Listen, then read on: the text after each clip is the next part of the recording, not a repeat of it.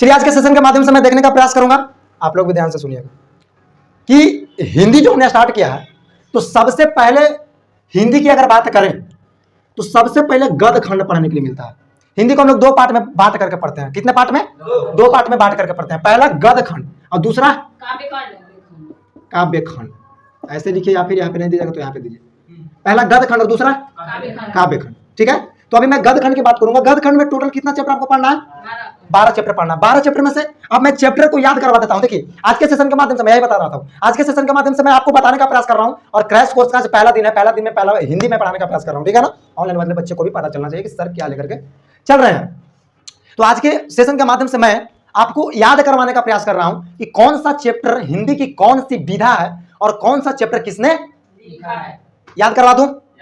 सबसे पहला चैप्टर की अगर बात करें तो सबसे पहला, आप जिसको स्क्रीनशॉट लेना ले लीजिए। सबसे पहला अगर चैप्टर की बात करें तो सबसे पहला चैप्टर आपका है श्रम विभाजन जाति प्रथा। श्रम विभाजन जाति जो कि क्या है?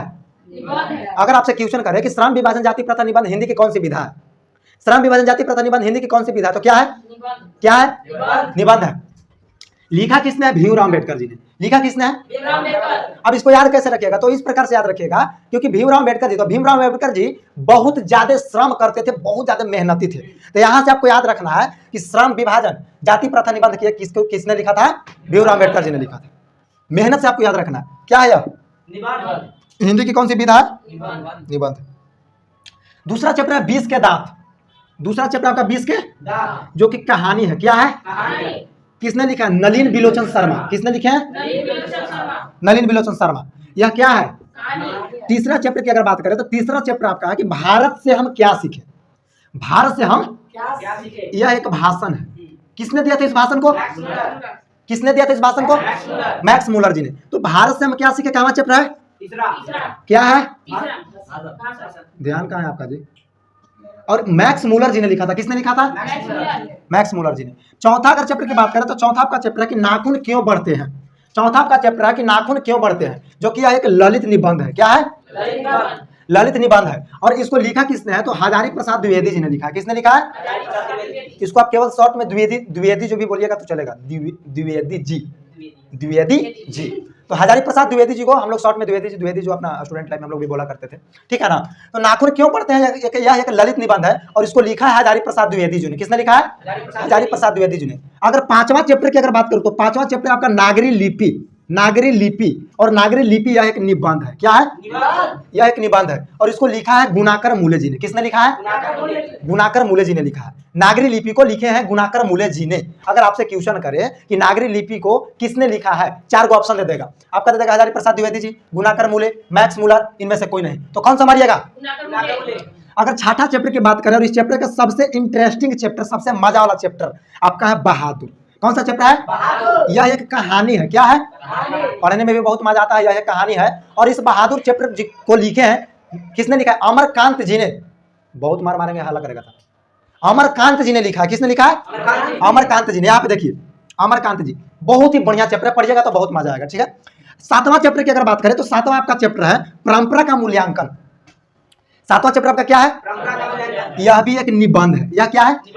यह क्या है? लिखे हैं रामविलास शर्मा। किसने लिखा है? रामविलास शर्मा जी ने लिखा है। तो इसके बाद देखते हैं 8वां चैप्टर। उससे पहले अभी तक कितना निबंध बैठाया, तो यहां से आप निकालेंगे तो सबसे पहला ही पर निबंध है। इसके बाद सीधे ऐसे ऐसे ऐसे कर आइएगा एकदम नाची नाची नाची नाची, तो यहाँ पर आपको एक ललित निबंध मिलेगा। फिर ऐसे ऐसे नाची नाची आएगा तो बगल में मिलेगा। फिर ऐसे ऐसे नाची नाची आइएगा तो थोड़ा सा गैप मिलेगा, उसके नीचे मिलेगा। तो निबंध कौन कौन है? आइए, श्रम विभाजन जाति प्रथा क्या है? आइए स्पीड में रिवीजन करते हैं। श्रम विभाजन जाति प्रथा क्या है? श्रम विभाजन जाति प्रथा क्या है? चलिए, इसके बाद यह कहानी है, इसके बाद भाषण है। नाखून क्यों पढ़ते हैं? क्या है? नाखून क्यों पढ़ते हैं? क्या है? ललित निबंध हो गया। नागरी लिपि क्या है? नागरी लिपि क्या है? चलिए, बहादुर तो कहानी हो गया। परंपरा का मूल्यांकन क्या है? परंपरा का मूल्यांकन। अब बोलिए तो यहाँ तक किसी को दिक्कत है? तो अब आइए देखते हैं 8 से 12 तक। 7 तक हमने देख लिया। अब आइए 8 से देखते हैं। 8वां में आपका है कि जीत जीत मैं निरखत हूँ। जीत जीत मैं, स्क्रीनशॉट पहले ले लीजिए मेरे प्यारे स्टूडेंट। जीत जीत मैं निरखत हूँ, जो कि साक्षात्कार है। क्या है? साक्षात्कार। लिखे पंडित बिरजू महाराज। लिखे पंडित बिरजू महाराज। 8वां चैप्टर आपका है जीत जीत मैं निरखत हूं, जो कि एक साक्षात्कार है साक्षात्कार लिखे हैं पंडित बिरजू महाराज। किसने लिखे हैं? नावा चैप्टर की बात करें तो नावा नंबर चैप्टर आपका है अभिन्यो। नावा नंबर चैप्टर आपका है अभिन्यो। अभिन्यो को लिखे हैं अशोक वाजपेयी जी, जो कि एक ललित रचना है। क्या है? ललित रचना को लिखे हैं अशोक वाजपेयी जी। किसने लिखा है? 10वां नंबर अगर चैप्टर की बात करें तो 10वां नंबर चैप्टर आपका है मछली, क्योंकि बहुत मस्त है, बहुत मस्त चैप्टर है, पढ़ने में मजा आ जाता है। ठीक है ना? मछली देखो मस्त होने का रीजन है कि यह है कहानी। देखो जो चैप्टर पढ़ने में अगर मजा आए ना तो अक्सर वो कहानी ही निकलता है। जैसे बहादुर जो है कितना मजा आता है पढ़ने में, तो बहादुर कहानी है। मछली पढ़ने में मजा आता है तो मछली भी, और मछली को लिखे हैं विनोद कुमार शुक्ल जी। किसने लिखा है? आराम से।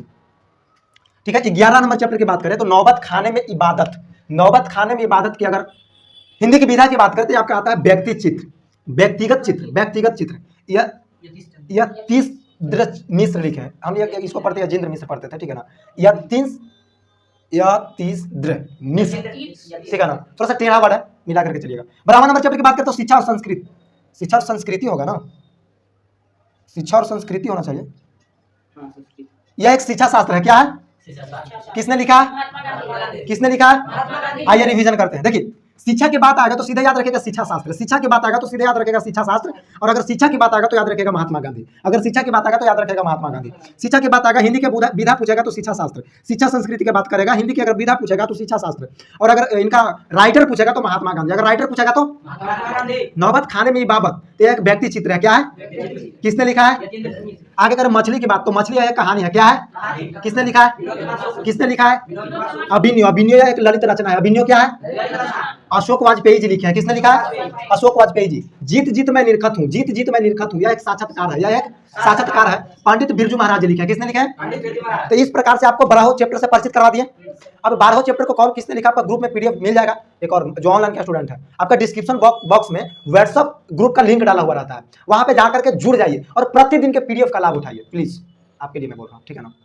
यहाँ से आप पढ़िए और वहां से पीडीएफ उठाइए, मजा आ जाएगा। टोटल चीज का मैं पीडीएफ डाल दूंगा ग्रुप में, इस चीज का टोटल चीज का पीडीएफ मैं डाल दूंगा, टेंशन ना है। तो आज के सेशन के माध्यम से हमने पढ़ने और पढ़ाने का प्रयास किया है कि कौन सा चैप्टर क्या है और कौन सा चैप्टर किसने लिखा। आज के सेशन के माध्यम से हमने क्या पढ़ा?